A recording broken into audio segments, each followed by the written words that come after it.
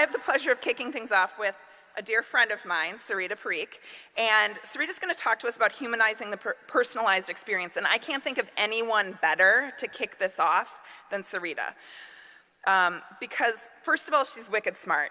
I mean, the kind of wicked smart that sometimes you're like, oh, I gotta really show up with my A game to like hang with Sarita. She's very smart. She's got this amazing background in software and engineering, working at little places like United Health Group and things like that, but that's not anywhere near the most interesting part about her. What I love about Sarita is that she always leads with people. So as long as I've known her, as she's worked her way through different parts of her career, when I talk to her about what's going on, she doesn't talk about a project, she doesn't talk about budgets, she doesn't talk about politics, she talks about people. So maybe a team change that her team is challenged with, or opportunities for growth that she's helping them with. And so it's been really fun to watch Sarita over the last few months decide to join me in what I call ship jumpers not so anonymous, people who leave corporate life to go off and do some harebrained idea on their own.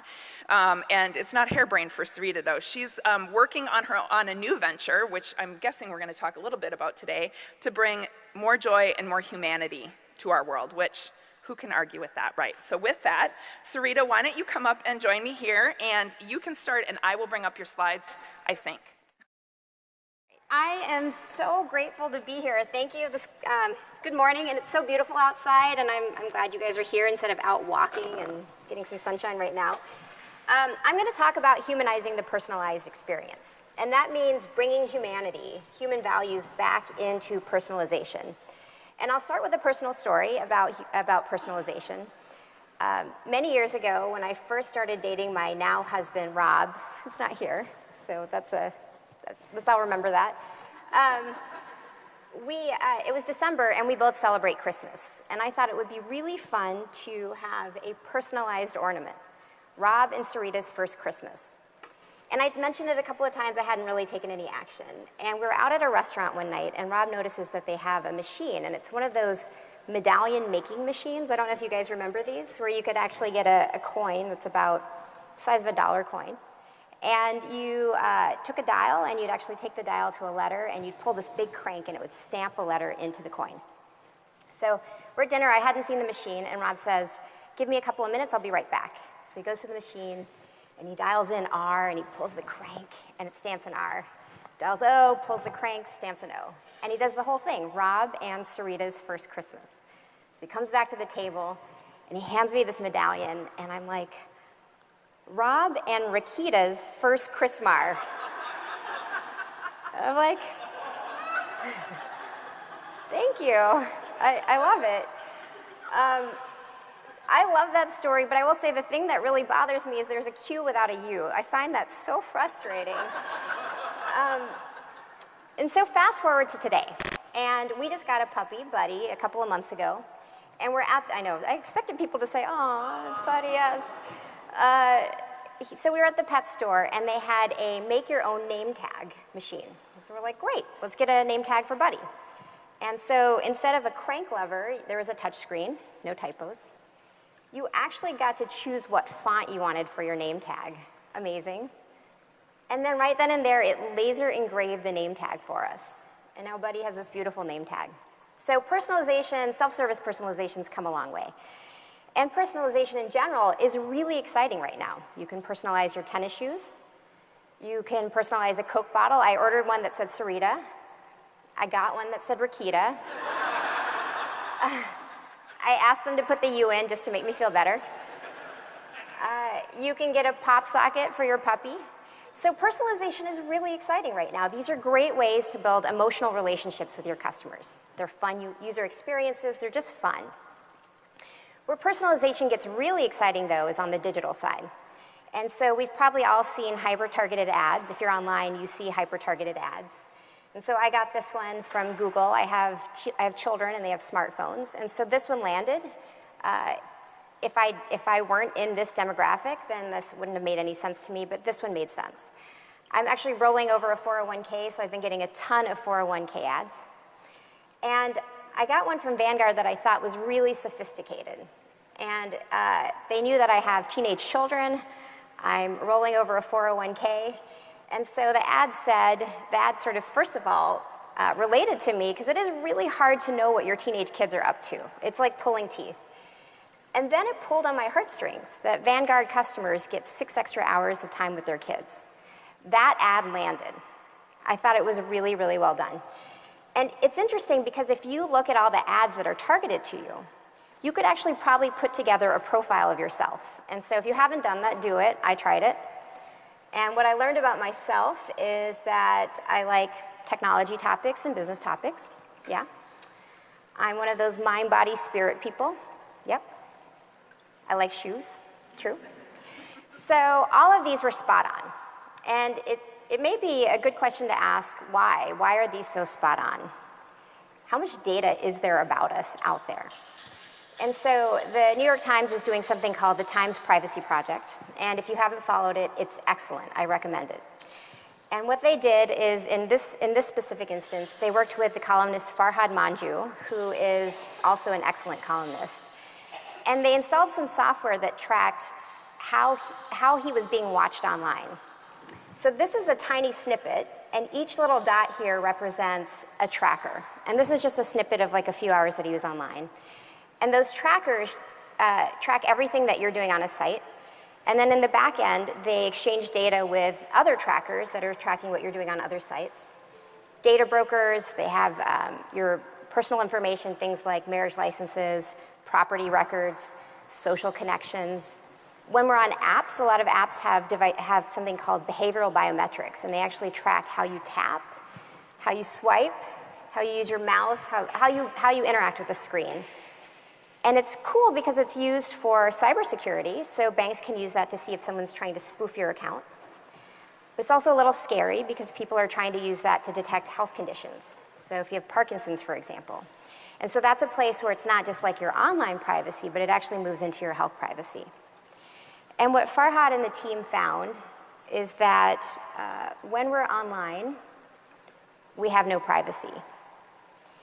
That's what fuels personalization. All of this data that's gathered about us, it is a mind-blowing amount of data. And that's one thing when it's selling us things. If it's selling us flowers, books, software, that's stuff. But when it influences our mindsets, it influences our beliefs, that gets really, really dangerous. And so the whole idea, when we spend time online, we get this free content. And the whole idea is you get free content, and in exchange you see ads. And with personalization, the idea is like you get personalized content, it's going to resonate with you, that's going to keep you online longer, you'll see more ads. If you're online longer and you see more ads, they make more money. So that's the idea. And of course, it makes sense because when we're online, we have the choice to be online. We don't have to be on any specific site. We can go anywhere, right? We can just not use our sites. And so it makes a lot of sense that we're in charge of how we spend our time. But as you might have guessed, that's not really always true. This is research from the Center for Humane Technology. And what they did is they tracked 200,000 users who are using their apps. And what they found, not going to surprise you, that for most of us, we love our apps. They're fun, they make us happy to a certain point. And then after a while, we actually stop being happy, we actually start being unhappy. We actually start regretting the time we're spending on these apps. So I have these examples all the time, like 1 a.m. watching Netflix, and I'm like, I'm so tired. I've got a big day tomorrow, and then the next episode starts, I'm like, okay, one more episode. Or if I sit down with Instagram, and I'm like, okay, 5 minutes, 5-minute Instagram break, this is gonna be so much fun. And then 40 minutes later, I'm like, what? Where am I? And I come out of a daze, and it's just like 40 minutes, and I regret the time. And the premise here is that when these apps personalize content to us, that personalization doesn't have human values built into it. It doesn't have what's important to us built into it. And all of these algorithms, all of these AI techniques that have been used to figure out what it is that keeps us online, they found our weaknesses. So if we take YouTube, for example. So I love YouTube. I've been using it for puppy videos. I use it to learn how to floss the dance. 70% of YouTube videos are recommended. There's the 70% of the videos that are streamed are actually through the recommendation engine. And of course, the engine is focused on keeping us online longer. So that's had some unintended consequences. And we've probably all seen some of the controversy with YouTube, particularly around conspiracy theories, some really terrible ones.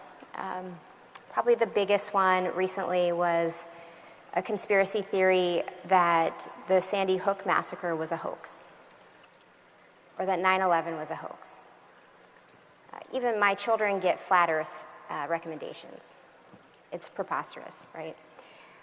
There's been some really sad things like teenage girls who are looking for diet videos and they get stair-stepped into anorexia videos. Or the child pornography sort of back end with YouTube is actually quite scary. The underground network with YouTube is quite scary. And so none of those were designed. Nobody would have wanted those things. Those are all unintended consequences. You see the same thing in social media. That social media is it's personalized to keep us online as long as possible. And so if you think about it, like think about two posts. If you got one post that said, measured review of healthcare policy, and you had another post that said, why our side is right about healthcare policy, one of those is going to get a lot more views than the other. And so what's happening on social media and in so many of these AI algorithms is they're unwittingly exploiting our cognitive biases. And so things like confirmation bias. So the idea that when we see content and it aligns to what we already believe, we notice it, we're like, yeah, of course I knew that. But the thing is, when we see content that doesn't align to what we believe, we're much more likely to discount it or just not even notice it at all. Another cognitive bias, and I think this is a really big one for this time in our lives, is that when we see information that's false, or even if it's a lie, that if we see it over and over and over again, it starts to feel right. Now that one is scary, and that one we see in real life right now. And so it's exploiting our cognitive biases, and what's happening is that these really complex topics, healthcare, immigration, guns, these are incredibly complex topics. If you think about all the things that go into them, it's morality and values and identity and history and money. These are topics that have so many trade-offs, there's no right answer. And yet when we're online, it's like you love it or you hate it. You're for it or you're against it. It gets condensed down into the most simple elements. And then we start to use these labels because we can't understand why other people feel the way we actually can't understand why they feel that way because we're not exposed to anything. And so we think like, oh, they're uneducated. They're elitist, they're stupid, they're racist. Like all of these words, it's so mean. I have to say, did anyone know the word vitriol before social media? Like, oh, if one person did, it's an SAT word. And the thing is, no one was writing a use case to damage humanity. Like there wasn't anybody, there wasn't a product team in glass-walled conference rooms with Post-it notes and Sharpies thinking like, how do we damage humanity today? There wasn't any of that happening. But what happened is that these algorithms were launched, deployed at scale, without knowing what the unintended consequences were. Hundreds of millions of people, billions of people have exposure to these. But I think there's reason for hope. I have hope, and there's a couple of reasons. And the first is that there is research done by the More in Common Foundation, and this is called the Hidden Tribes Report. And what they say is that there is deep polarization in this country. So at the two ends, at the far right, far left, their views on policy are almost the opposite. But that for 2/3 of the country, the majority of the country, we don't feel that way. And I'll read a piece of that report to you. A majority of Americans, whom we've called the exhausted majority, are fed up by America's polarization. They know we have more in common than that which divides us, our belief in freedom, equality, and the pursuit of the American dream. They share a deep sense of gratitude that they are citizens of the United States. They want to move past our differences. Wouldn't it be great if more businesses design products for that? The other reason that I have hope is that the landscape of business is changing. Consumers are becoming much more aware about the impact that businesses are having. Employees are becoming much more aware about the impact that businesses are having. The millennials and the Gen Zs are incredibly passionate about social issues.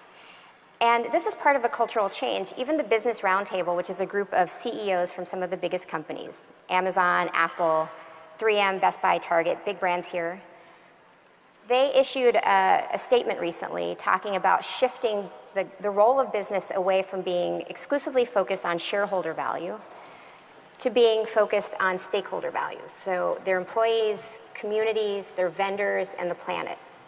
5 different groups. And that is the concept of the triple bottom line. It's not just about profit, but it's also about people and planet. I'm especially excited about B Corps because they have fiduciary responsibility to people, planet, and profit. So, I would say today you're going to see great content. You're going to have all kinds of amazing ideas from all kinds of experts. Your head's going to be flooded with ideas.